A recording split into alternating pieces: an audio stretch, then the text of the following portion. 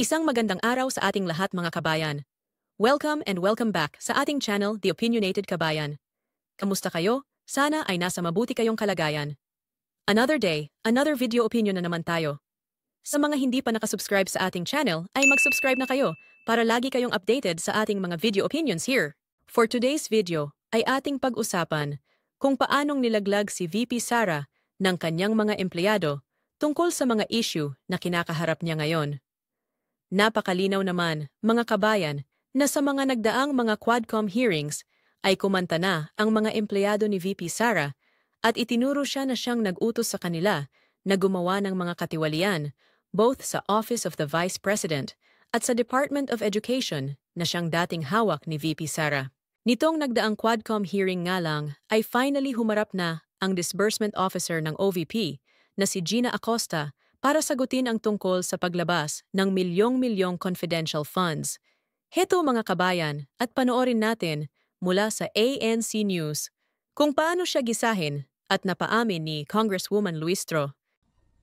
What gave you the confidence? Ano ang nagbigay sa inyo ng lakas ng loob na ibigay ang buong 125 million kay Colonel Lachica considering that he is not the accountable officer because it is you who is the accountable officer.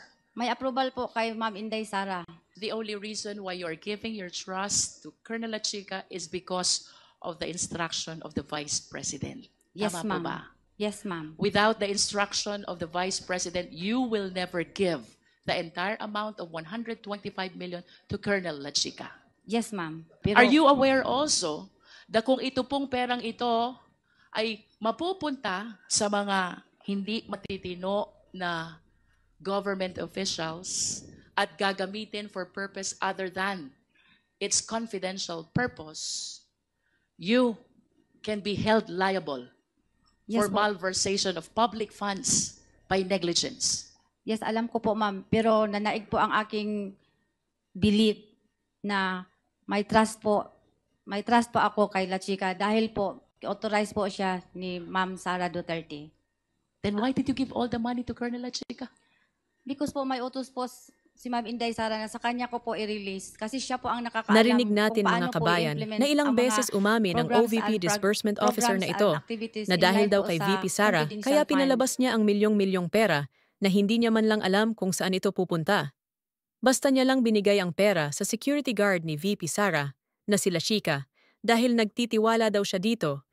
Ganun na pala ngayon ang kalakaran mga kabayan. Kahit wala sa hulog, okay lang, basta may tiwala ka. Kung matatandaan natin mga kabayan na minsan nang sinabi ni VP Sara na ang nakakaalam daw ng in and out ng confidential funds ay ang disbursement officer niya. Kaya nga ito in-invite sa Quadcom hearing para marinig ang panig niya. Then it turns out, hindi din pala niya alam.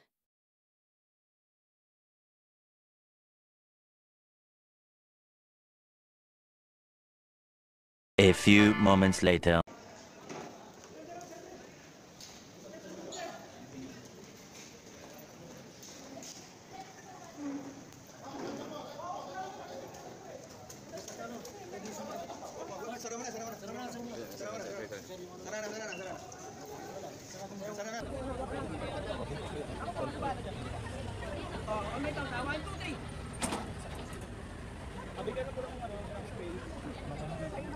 Tapos, ayun, bigla na lang sumama ang pakiramdam niya at sinakay sa wheelchair palabas para dalhin sa ospital. Ang galing, di ba?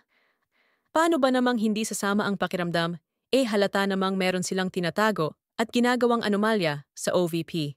Now, balikan naman natin ang nakaraang Quadcom hearing kung saan ang OVP Chief of Staff na si Attorney Zuleika Lopez naman ang nakasalang at ginigisa ni Congresswoman Atoriano Luistro. Balikan natin kung paano din niya nilaglag si Vice Presidente Sara. You ask her to resign. The reason why you ask her to resign is because she refused to conform to the negotiated procurement of the department's computerization program. Can you please enlighten us on this? Your Honor, Mr. Chair, I was instructed by the Vice President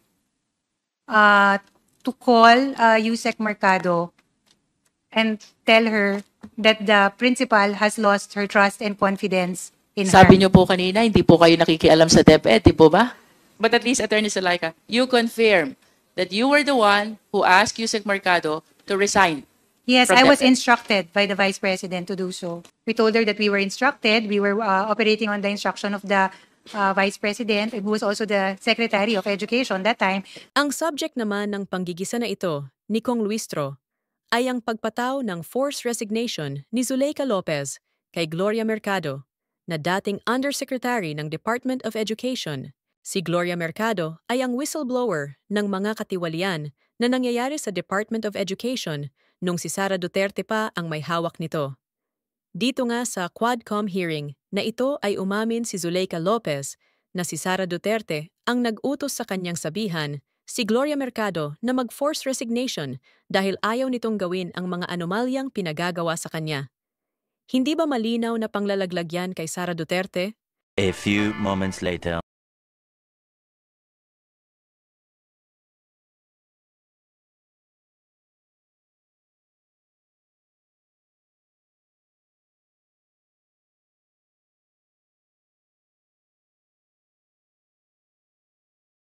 Grabe na talaga yung mga drama nila. Pang best actress talaga yung mga acting nila. Grabe. Kaso alam na natin yan eh. Natuto na tayo. Hindi na bago sa atin ang mga ganyang drama.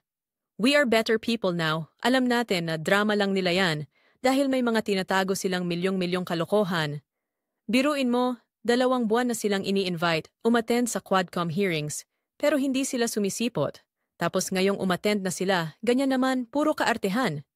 Balikan naman natin ngayon yung mga loopholes sa mga naging narratives sa Quadcom hearing, particularly ni Zuleika Lopez and Gina Acosta.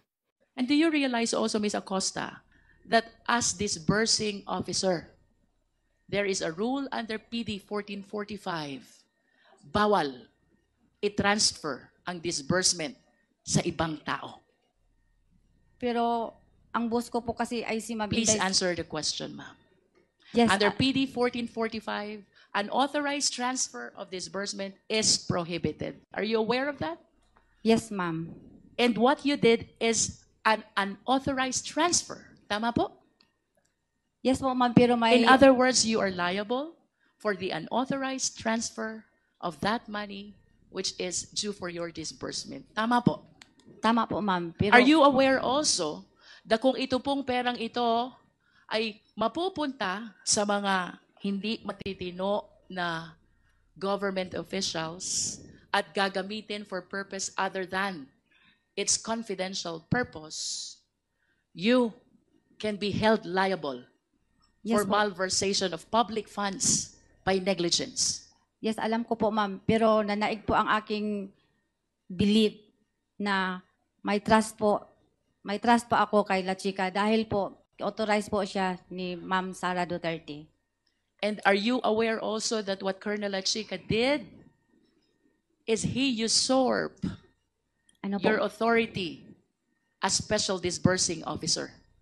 Ang ginawa po ni Colonel Lachica ay pinakialaman na yung trabaho na dapat ay sa inyo. We call that usurpation of authority. Kasi po wala po akong alam kung paano po i-implement ang mga confidential activities po, ma'am. Si Bakit Sir La po- Chica lang po ang may alam. Sandali po, bakit po wala kayong alam? You are the special disbursing officer. You prepare the financial plan. You are a signatory in the disbursement. You prepare the liquidation. You certify. You prepare the accomplishment report. Bakit wala po kayong alam? Wala po akong alam sa pag-implement po ng confidential activities po. Dahil po, hindi ko po yan in-line sa aking pinag-aralan, ma'am. But as the special disbursing officer, of course you realize you have the function of disbursing the fund. Yes po, pero may utos po sa akin na ibigay po kay Colonel La Chica. Kasi siya po ang expert, siya po ang may kaalaman kung paano po i-achieve ang mga confidential activities na safely and hindi po magulo. Would you know Ms. Acosta, kung saan po dinala ni Colonel Lachica yung 125 million? Di ko po na po alam, ma'am, kasi sa kanya na po yung discretion kung Hindi po niya discretion yun, kaya ma'am. sa kanya na po yung Please trabaho. understand, kayo po ang special disbursing officer. You're supposed to be the person doing the payment of this amount to various payees. Hindi po ito discretion ni Colonel Lachica, ma'am. Do you understand? Yes, ma'am. Ano nga po ulit trabaho ni Colonel Lachica?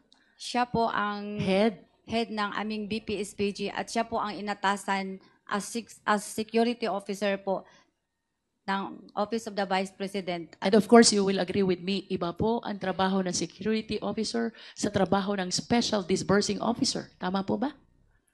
As a matter of Yes, fact, iba kaya po po. kayo'y banded. Kaya po kayo nire-require ng Fidelity Fund is Yes. to take care of these public funds. Si Colonel Lachica po ba? Covered po ba siya ng Fidelity Fund? Hindi po, ma'am. I don't think so because it's not part of his job to disburse public funds. Pero siya po ang may alam, ma'am, lalo na pag-implement sa mga confidential activities po, ma'am. Just like surveillance and monitoring po. Kung okay po pa dyan, itayo, example, yung satellite office. Even when he is aware of the implementation of the surveillance activities, you, as a special disbursing officer, should be the one actually paying all the recipients. Do you understand, Ms. Acosta? I understand po, ma'am. Then why did you give all the money to Colonel Lachica? Because po may utos po si Ma'am Inday Sara na sa kanya ko po i-release. Kasi siya po ang nakakaalam kung paano po i-implement ang mga programs and activities in line po sa confidential fund. Siya Okay. po ang surveillance and monitoring po. Sa kanya po yun, wala po akong alam. Ms. Acosta, I hope you realize that it is incumbent upon you as the special disbursing officer to know all the recipients of the entire 125 million. And it is totally wrong to say na wala kayong alam. Because in the first place, trabaho nyo po to disburse these funds to the various number of recipients. Were there occasions when you joined the meeting of the key officials of DepEd? No, Your Honor. Were there occasions that you represented the Vice President in the official functions in the Department of Education? No, Your Honor. None at all. None. I was instructed by the Vice President to call Yusek Mercado and tell her that the principal has lost her trust and confidence in her. Sabi niyo po kanina, hindi po kayo nakikialam sa DepEd, di po ba? Your Honor, that was just an isolated incident. In this case, ginagawa ko po lang yung trabaho ko because the Vice President was also the Secretary of Education. Attorney, you are a lawyer. It is fundamental upon us to follow due process. Did you accord Yusek Mercado the fundamental right to due process? I told her the reasons why, Your Honor. Yes, did you give her ample opportunity to explain her side? Yes, Yusek Mercado explained, but I told her that I was not the person that she was to talk to because I am not part of DepEd. I told her to take these concerns to the Chief of Staff or the Office of the Secretary in the Department of Education. Medyo unfair po yan, Attorney Zulaika. When you will be advising Yusek Mercado that she has to tender her courtesy resignation, you will be claiming that that is an instruction coming from your principal. And now that Attorney Zulaika is trying to explain Attorney herself, Mercado. Attorney Yusek Mercado. Mercado is trying to explain herself, you will be telling her that you do not belong to DepEd. I listened to her, Your Honor. I did. I listened to her. But at the end of the day, I cannot make that decision because I am not with the Department of Education. Of course, you understand the theory of constructive dismissal. Do you? You do. Because we are lawyers.